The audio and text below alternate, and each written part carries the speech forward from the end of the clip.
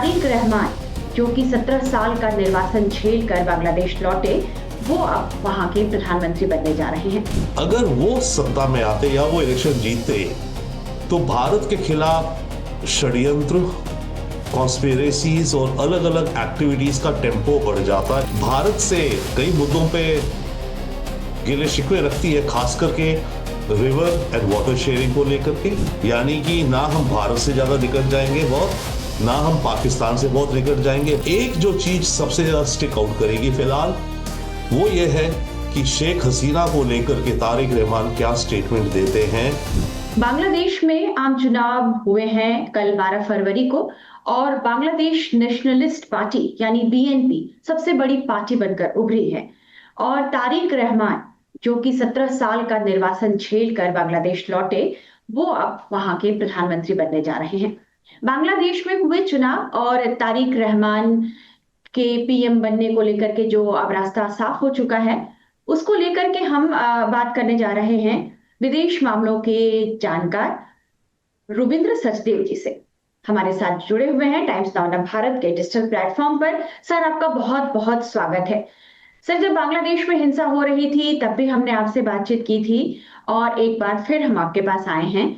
जो बांग्लादेश के चुनाव हुए हैं, जो रिजल्ट आए हैं, उसमें बीएनपी बहुत बड़ी पार्टी बनकर उभरी है। बीएनपी के आने को आप किस तरह से देख रहे हैं? भारत के लिए बीएनपी का आना किस तरह का संकेत है? Thank you Pratibha ji, pleasure आपके और आपके व्यूअर्स के साथ। बांग्लादेश में जो इलेक्शन हुई, इसका अगर हम नेट नेट रिजल्ट देखें तो यस डेफिनेटली ये ठीक ही रहा। मतलब इन द सेंस कि भारत के हिसाब से अगर जमात जो दूसरी पार्टी है जो लड़ रही थी, जो कि ज्यादा पाकिस्तान के निकट है, जो ज्यादा पाकिस्तान से आइडियोलॉजिकली अलाइंड है, जो ज्यादा हार्डलाइन इस्लाम चाहती है बांग्लादेश में, अगर वो सत्ता में आते या वो इलेक्शन जीतते तो भारत के खिलाफ षड्यंत्र, कॉन्स्पिरेसीज और अलग अलग एक्टिविटीज का टेम्पो बढ़ जाता, इंक्लूडिंग हमारे नॉर्थ ईस्ट के खतरे के लिए। जी जी। बीएनपी का जीतने का मतलब यह है कि यस, बीएनपी भी भारत से काफी खफा रहती है, इनके भी बड़े मुद्दे हैं इंडिया को लेकर के। बट जो खतरा हमें जमात के आने से था कि भारत के खिलाफ षड्यंत्र, कॉन्स्पिरेसीज और क्या क्या ना खिचड़ी पक जाती, वो नहीं है अब। That is one. Second, yes, BNP Bharat से कई मुद्दों पे गिले शिकवे रखती है, खास करके रिवर एंड वाटर शेयरिंग को लेकर के। ये जो हमने खालिदा जिया के रिज्म में देखा था। एग्जैक्टली और बाउंड्री इशू को लेकर के, तो ये मुद्दे रेस करेंगे। Now still coming back, BNP का फॉरेन पॉलिसी जो समझ आता है, जो ये कहते हैं, इनका ये कहना है कि Bangladesh first, neither Delhi nor Pindi. यानी कि ना हम भारत से ज्यादा निकट जाएंगे बहुत, ना हम पाकिस्तान से बहुत निकट जाएंगे, बट हम बांग्लादेश फर्स्ट रखेंगे। तो इसका एक इंडिकेशन तो यह है once again with regards to Pakistan, कि पाकिस्तान की जिस तरह की फुटहोल्ड बनती है यहां पर, जिस तरह के उसके मैकेनिज्म्स बनते with regards to harming Bharat के इंटरेस्ट को, उनका स्कोप शायद कम होगा। परंतु एक जो चीज सबसे ज्यादा स्टिक आउट करेगी फिलहाल, वो ये है कि शेख हसीना को लेकर के तारिक रहमान क्या स्टेटमेंट देते हैं, कितनी जल्दी उसकी मांग करते हैं वापस बांग्लादेश आने के लिए, कितनी जोर से बात करते हैं। तो ये एक मिला जुला सा बैग है, बट ऑन द होल जो हालात है, उन हालातों में ये बेहतर हालात है फिलहाल भारत के लिए। जी सर, जो हमने देखा कि जब खालिदा जिया का निधन हुआ तो हमारे विदेश मंत्री एस जयशंकर वहां गए, उनके अंतिम संस्कार में शामिल हुए और तारिक रहमान से मिले। तभी से एक संकेत मिलने लगे थे कि तारिक रहमान यदि प्रधानमंत्री बनते हैं बांग्लादेश के, तो भारत के साथ संबंधों को रीसेट करने में वे मदद करेंगे। तो आपका मानना है कि अब भारत और बांग्लादेश के संबंध, जो पिछले कुछ दिनों से हम देख रहे हैं कि काफी गड़बड़ हो गए, खासतौर पर शेख हसीना के आने के बाद और यूनूस के कार्यकाल में जिस तरह से हिंदुओं पर उन पर हमले बढ़े, उनकी हत्याएं की गई, तो भारत और बांग्लादेश के रिश्ते में तनाव था। तो क्या अब इस तनाव को कम करने में लगता है कि मदद मिलेगी? जी हाँ, फिलहाल तो ये लगता है कि तनाव कम करने में, तनाव कम होने में, और कुछ वर्किंग रिलेशनशिप पे आएंगे दोनों देश। ठीक है, जो हमारे डिफरेंसेस हैं, खासकर वंस अगेन रिवर वाटर्स और बॉर्डर इश्यूज को लेकर के, उन पे वर्किंग रिलेशनशिप पे हम आएंगे, चांस बढ़ता दिखता है। पर याद हमें यह रखना चाहिए कि बांग्लादेश के अंदर एक ओवरऑल एंटी इंडिया सेंटीमेंट बहुत ज्यादा बढ़ चुकी है। ओके। और तारिक रहमान भी ये कह चुके हैं कि मैं जो करूंगा, पब्लिक सेंटीमेंट जो चाहेगी मैं वो करूंगा। तो चांस है रिश्ते इंप्रूव होने का। अगेन मैं इसीलिए कह रहा हूं, सबसे पहला लिटमस टेस्ट मेरे ख्याल से हमारे लिए ये होगा कि शेख हसीना की एक्सट्रेडिशन के लिए ये दोबारा कब बात करता है और किस रूप से बात करता है। अगर मानिए अगले 2 दिन या 4 दिन बाद ये स्ट्रॉन्ग स्टेटमेंट इशू करे कि इंडिया शेख हसीना को वापस करे, हमारे बांग्लादेश में लोगों की डिमांड है, तब रिश्तों में नॉर्मलसी या वर्किंग रिलेशनशिप आने में फिर मुश्किलात आ जाएंगी, फिर मामला थोड़ा ठंडे बस्ते में जाएगा। अगर ये थोड़ा मैच्योरिटी दिखाए और शेख हसीना के मुद्दे को रेज ना करे अगले 3 महीने 6 महीने, तब भारत और बांग्लादेश के बीच में जो टॉपिक्स है ऑफ डिस्कशन, मेरे ख्याल से उनको लेके डिस्कस करने की संभावनाएं बढ़ती दिखती है। एक चीज और ध्यान रखें, बांग्लादेश की यस इलेक्शन हुई, अच्छी विक्ट्री आई। अब ये भी है कि सारे देश ने पार्टिसिपेट नहीं करा, यानी कि एक बड़ी पार्टी ने पार्टिसिपेट नहीं करा, अवामी लीग ने उसको करने दी नहीं दिया गया, बैन थी वो। परंतु याद रखिए, पिछले 10 साल से ज्यादा बांग्लादेश में जो भी इलेक्शन हो रही है उसमें एक बड़ी पार्टी तो होती नहीं है। जब शेख हसीना थी तब बीएनपी ने नहीं पार्टिसिपेट करा था, 19 में भी और 24 में भी। तो बांग्लादेश की डेमोक्रेसी का फिलहाल जो हालात है उसमें जो दिखता है और जो हो रहा है इलेक्शंस का, एक पार्टी शायद दायरे के बाहर बैठ जाती है, बट फिर भी इसे एक डेमोक्रेसी का सक्सेस माना जाता है। तो हम भी ये मानेंगे कि ये डेमोक्रेसी का सक्सेस है। एक वेरिएबल और है, अव्वल तो लिटमस टेस्ट है कि तारिक रहमान भारत को लेकर के, शेख हसीना को लेकर क्या स्टेटमेंट करता है। दूसरा टेस्ट ये होगा, हमें देखना होगा कि शेख हसीना भारत में बैठ करके क्या स्टेटमेंट्स देती है। अगर ये इसने कुछ स्टेटमेंट्स और दी स्ट्रॉन्ग, जैसे इसने आई थिंक कल दी है कि इलेक्शंस को कैंसिल कर देना चाहिए, तो मेरे ख्याल से ये भारत के हमारे हितों के लिए अच्छा नहीं होगा। क्योंकि बांग्लादेश में फिर ये वही सेंटीमेंट भड़काएगा कि भारत ने उसको शय दे रखी है और शेख हसीना वहीं से बैठ के हमारे खिलाफ स्टेटमेंट्स दिए जा रही है। तो ये बांग्लादेश में हमारे खिलाफ सेंटीमेंट्स को बढ़ाएगा। तो आई थिंक हमारा फॉरेन ऑफिस डेफिनेटली ये भी देखेगा कि शेख हसीना क्या स्टेटमेंट दे रही है, कि कब दे रही है या नहीं दे रही है। इनफैक्ट हम एडवाइस भी कर सकते हैं शेख हसीना को शायद कि आप कुछ समय तक चुप रहो। तो आपका कहना है कि भारत के हित में और बांग्लादेश के हित में या खुद के हित में, मतलब कह दें कि शेख हसीना के खुद के हित में है कि वे अभी धैर्य रखें और कोई भी इस पर जो जो चुनाव हुए हैं या बीएनपी को लेकर या तारिक रहमान को लेकर किसी तरह का कमेंट ना करें, आपका यह कहना है? ओ बिल्कुल, एब्सोल्युटली। देखिए, बांग्लादेश में भारत के खिलाफ जो सेंटीमेंट इतनी भड़क गई है, खासकर उसको नो डाउट उसको जमात की जो पार्टी है उसके स्टूडेंट विंग ने भड़काया है, पाकिस्तान के एजेंट्स ने, आईएसआई ने वहां प्रोपेगेंडा फैलाया है। पर उनका नैरेटिव ये था कि शेख हसीना ने देश के अंदर अथॉरिटेरियन रही हैं ये भी। इसकी रिजीम में इन्होंने ऑपोजिशन के कुछ लीडर्स को, कहा जाता है और है भी शायद प्रूफ है एक्चुअली, किडनैप करवाया, मर्डर करवाया है। उसी के चलते शेख हसीना की इनकी जो रॉयल रैपिड एक्शन बटालियन एक कहलाती है शायद, जो कमांडो स्पेशल है, उसके 7 सीनियर ऑफिशियल्स को अमेरिका ने सैंक्शंस लगा दिए कि उन पे चार्जेस है किडनैपिंग्स के। तो शेख हसीना अपने अपोनेंट्स के प्रति काफी सख्त और ज्यादा भी करा है। उसके लिए बांग्लादेश में बहुत लोग ब्लेम करते हैं इंडिया को कि क्योंकि शेख हसीना को इंडिया पूरा सपोर्ट करे जा रही थी, इसलिए शेख हसीना हम पे जास्तियां ढा रही थी।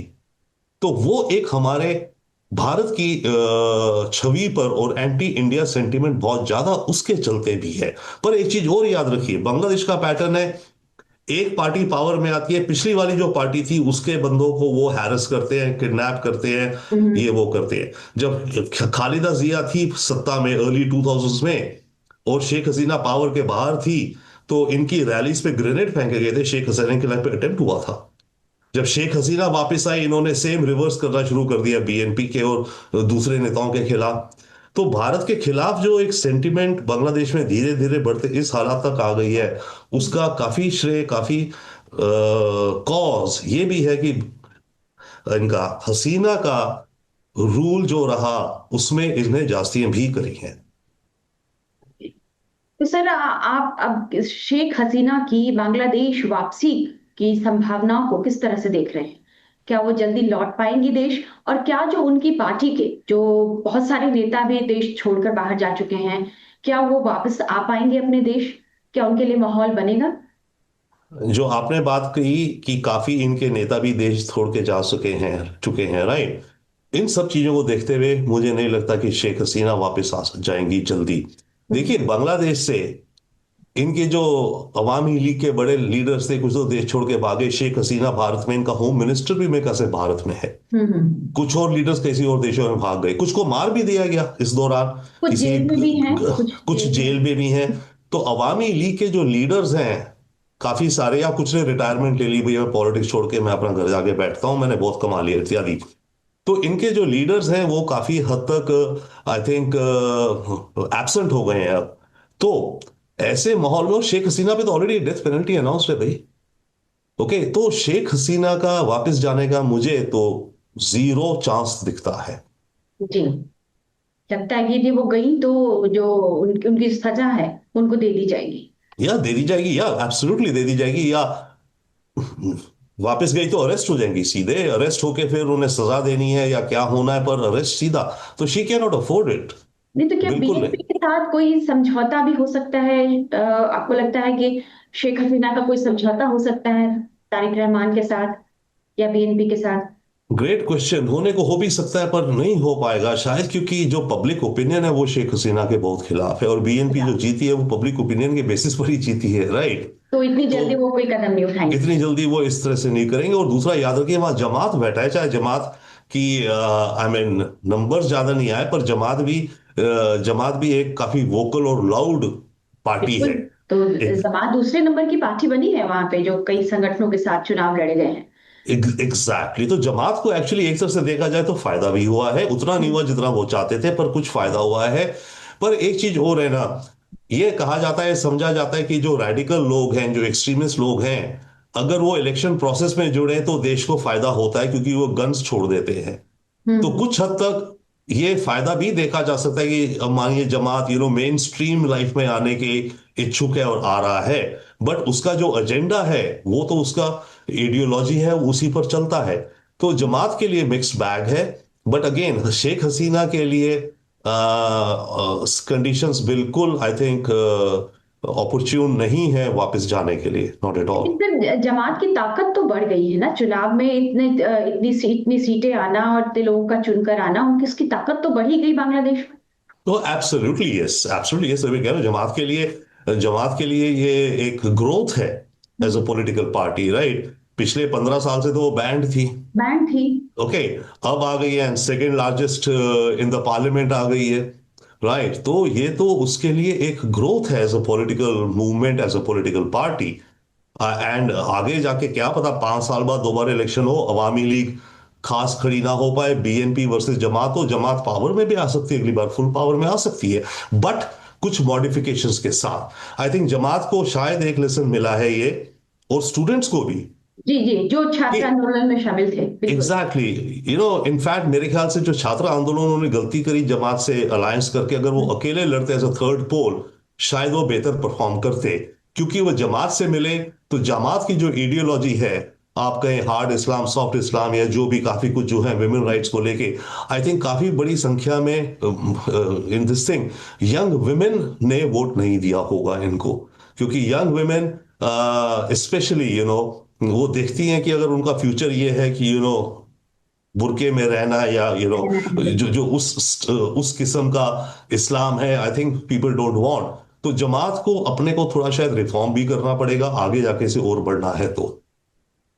जब तारिक रहमान यूके से आए थे, 25 दिसंबर 2025 की बात है, जब वो वापस आए थे बांग्लादेश, तो उन्होंने उस समय कहा था कि आई हैव अ प्लान, मेरे पास इस देश के विकास के लिए, यहाँ के लोगों के लिए एक प्लान है। यह देश सबका है, हिंदुओं का है, मुसलमानों का है, तो आपको लगता है कि अब जब जमात भी संसद में है और बीएनपी, हालांकि उसके प्रधानमंत्री होंगे, बीएनपी के प्रधानमंत्री होंगे, लेकिन क्या अब इस समावेशी, आप देखते हैं कि समावेशी समाज वहां का होगा, वहां उस तरह का विकास होगा, हिंदुओं पर जो अत्याचार हो रहे हैं, अल्पसंख्यकों पर हो रहे हैं, अब लग रहा है कि अब जो तारिक रहमान जो वादा करके आए थे कि मैं सबको एक समान देखूंगा, वो कर पाएंगे यहाँ पर?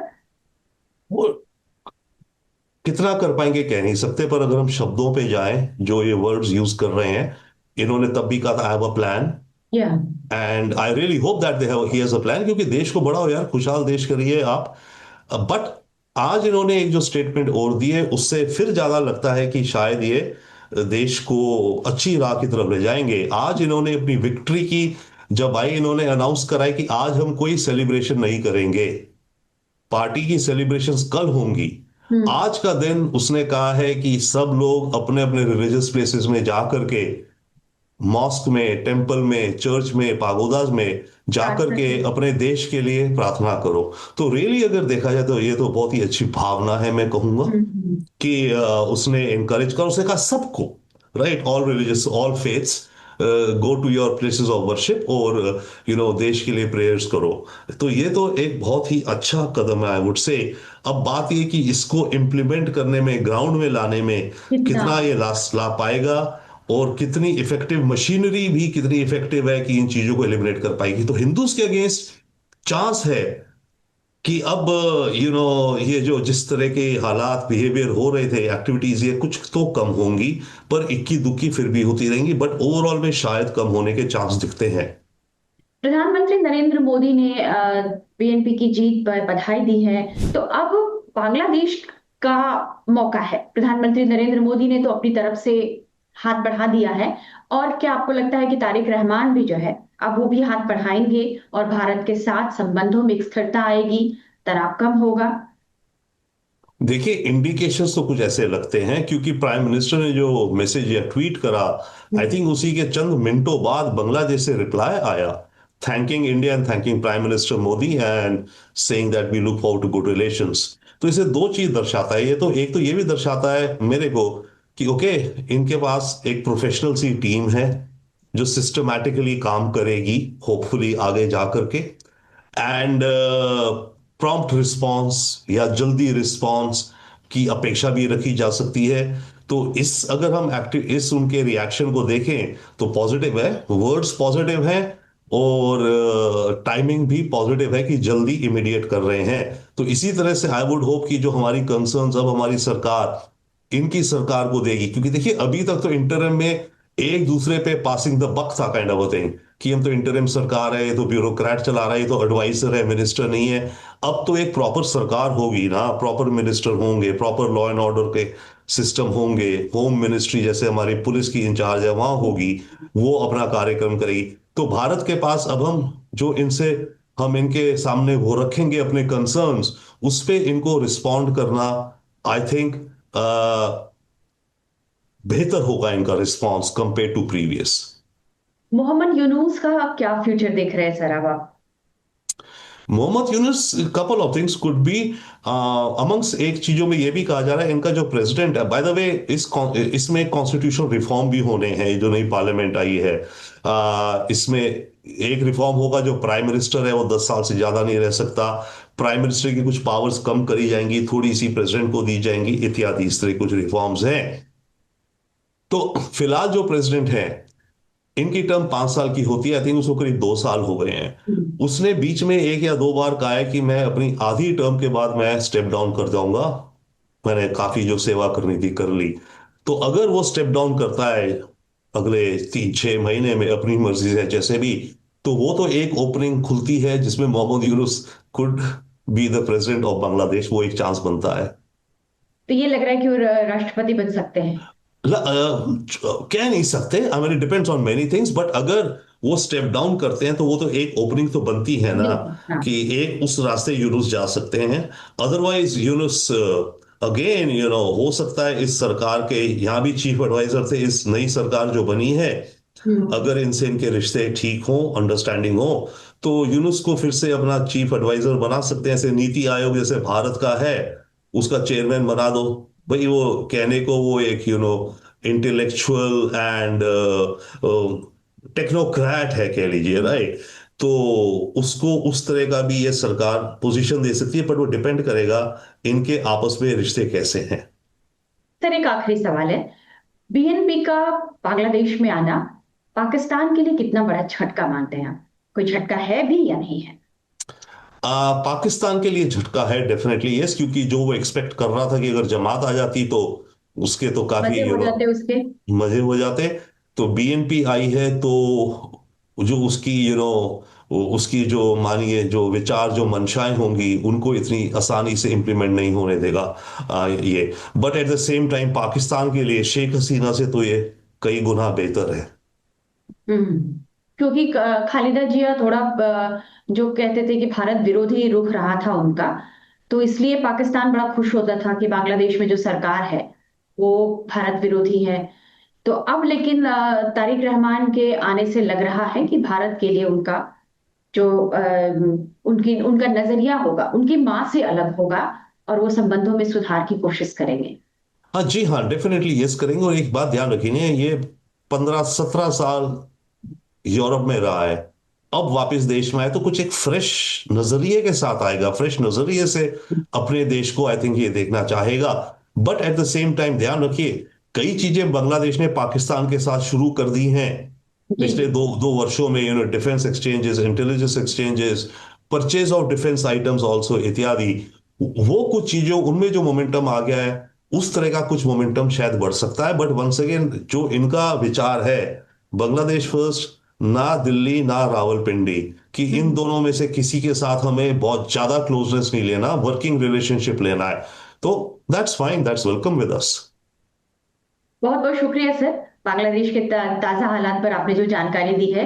हमें उम्मीद है कि हमारे व्यूअर्स को ये जरूर पसंद आएगा आपने जो बताया है। बहुत बहुत शुक्रिया सर टाइम्स ऑन भारत से जुड़ने के लिए। फिर हम कभी आपके साथ किसी मुद्दे पर फिर से हम आपके साथ जुड़ेंगे। बहुत बहुत धन्यवाद। थैंक यू, प्लेजर आपके साथ, थैंक्स।